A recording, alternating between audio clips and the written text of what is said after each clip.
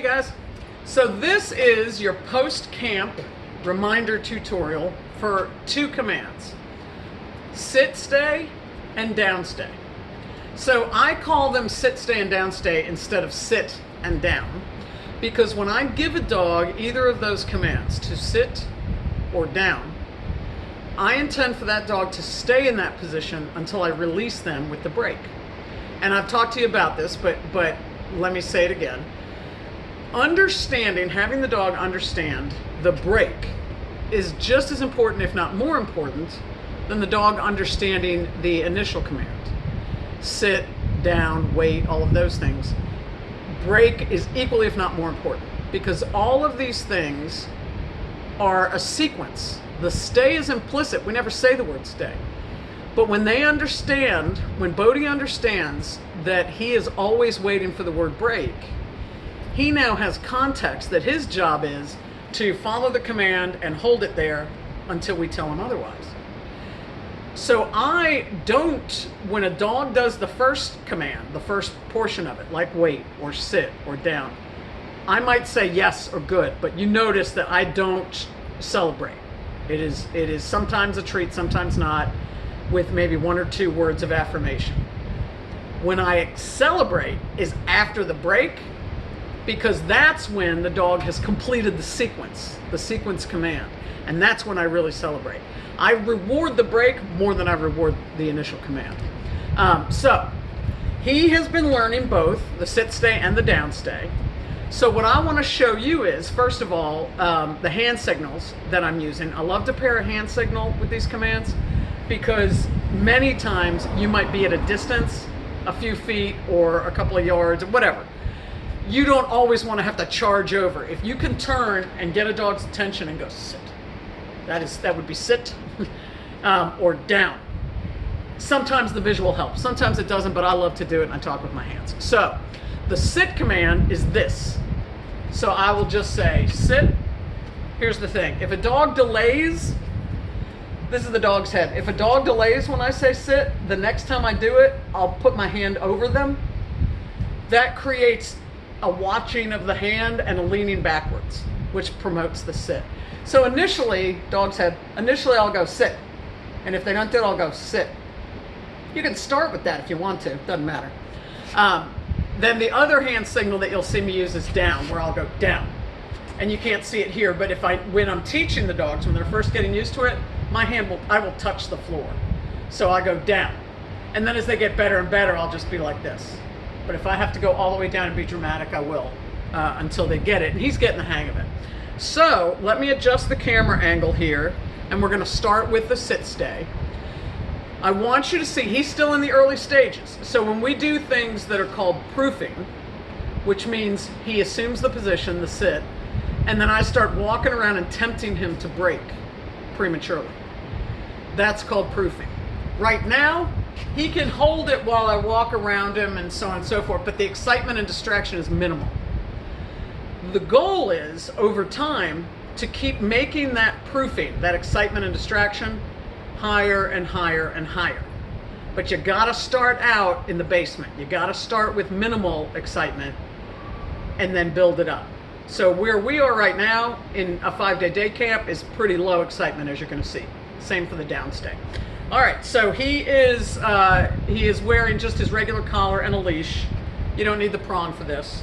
Give up. Come on, let me fix the camera. Sorry.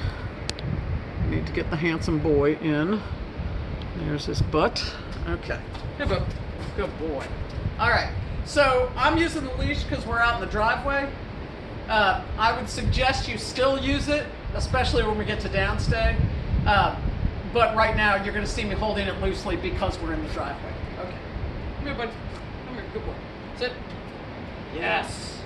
Good boy. Now, treats are in my pocket. I don't want him looking at my hand. So I reach in and I get him. Now, this is the proofing phase. If he moves early, you'll see what I do. I don't say the command again. I just give him the signal. Pretty good. Right? Good boy. And I haven't had to tug on the leash because he's really learning break. But it's nice to have the leash anyway, because if he's slow to break, you can give him the tug. Come here, bub. Good boy. So now I didn't even use the command. I just gave him the hand signal. Love it.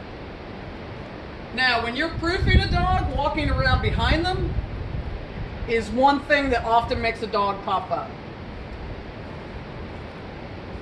Good stuff. Good stuff. Break. Good. Good boy. Now, he didn't break early on me, but here's the idea. If he had gotten up out of the seated position before I told him break, what I would have done is no corrections, no scolding, but I do not repeat the command. And when I get him to sit again, I do not reward him. What I would do is I would walk over to him and I'd give him the signal again. And when he sits, I would say yes, but I wouldn't reward him. Because I don't want him to start breaking just because he thinks he's going to get more rewards. I also don't want to repeat the command, because the more you say a command, the less meaning it has. So if he breaks early, I just go over and put him back in the position, say yes or good, and get on with it. Okay? Now, I'm about to start the downstay. He is much more likely to break early on the downstay, and you'll be able to see that. Okay. So, with the sit stay, I want you to do what you saw me doing, and then over time, you'll start dropping the leash and walking away. If you're in the house, you'll try to go to other rooms and get out of his sight. Anything that makes it more challenging. You can start dropping food, which I could do that. You know what? Let's try that. Come here, buddy. Good boy. Good boy. Good. Okay. So I've got some treats. I doubt that they're going to show up on the camera because they're the tiny treats. But here's how we can. I'm going to toss them on the ground. Drop. There. He got up early, so I get in the way. Bodhi. Yes. So I say his name and I gave him the hand signal. But I did not say the word. You can hand signal him all day, but I did not say the word. So I said his name and I gave him the hand signal. I did not praise him. I did not treat him. So the fact that he popped up, here we go, because he's still looking at the treats, right? Bodhi. Yes. Now, I'm giving him a stop sign with my hand to see if that helps. This is all proofing. This is me figuring out where is he right now. So I gave him the hand signal. I've had to sit him back down twice. Now I'm going to drop treats again.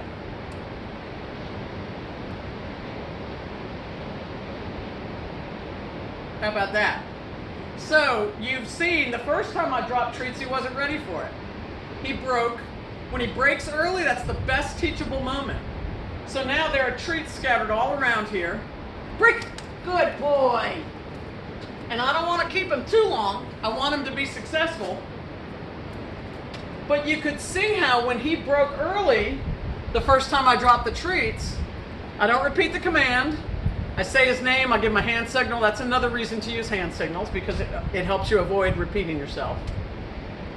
After 2 times of resetting him, I drop more treats and now he's starting to get it. So the next time he and I do this, which will probably be tomorrow, I'm going to start proofing by dropping treats, and then I'm going to get better treats and better treats. So I'll keep making it more challenging.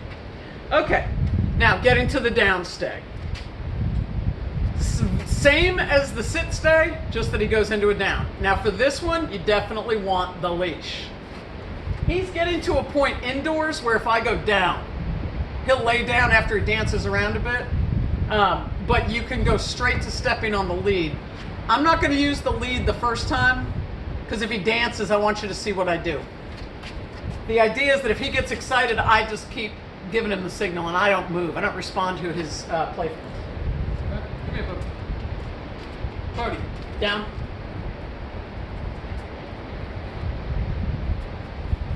Yes. So what I want you to notice is that I waited for him. I didn't rush him. And then we do 1, 2, 3. And now we proof. So if he breaks early, oh, that's my bad. Now, he popped up early. I'm just going to step on the leash and give him a signal. Yes. So I just gave him the hand signal, stepped on the leash. Gave him a yes, but I did not give him any treats, and I didn't say the word again. So the first time, we just keep him there for a short period, and then break. Good boy. So the first time is very short, and then we build up our duration. Leave it. Good. That'll be a separate video. Bodhi, down. Yeah, now he'll start to get playful. Biting the leash and whatnot. I don't respond to it. Yes. Because what I want is for him to lay down. I don't really give a crap if he bites the leash right now. Proofing, just like the sit stay. I'll give him a little stop sign with my hand, why not? I don't know if he gets it. Walking behind. Walking behind, especially when they lay down, is a challenge. So what I'm learning from him, yes, what I'm learning from him right now is that he needs a shorter stay. Break! Good boy. So you can see he's laying there and he's screwing around with the leash while he's laying down. That tells me a couple of things. One is he's getting tired, maybe needs a nap, leave it. But the other is that he doesn't have as much endurance for the down stay as he does the sit stay yet, which is fine. Bodhi, down. And notice I do say his name. Bodhi, comma, down. Now, if he keeps playing and ignoring me, what I was going to say was, if he keeps playing and ignoring me, then I'm going to step on the leash good and tight. Yes. So he is clearly getting too tired, but I want to be able to show you this. So we do some proofing. We can hold up a stop sign.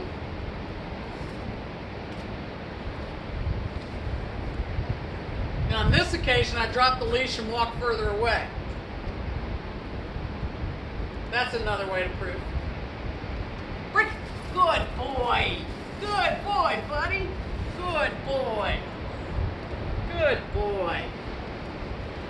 So some of your ultimate goals in the downstay will be just like what you saw at the sit stay. We drop treats.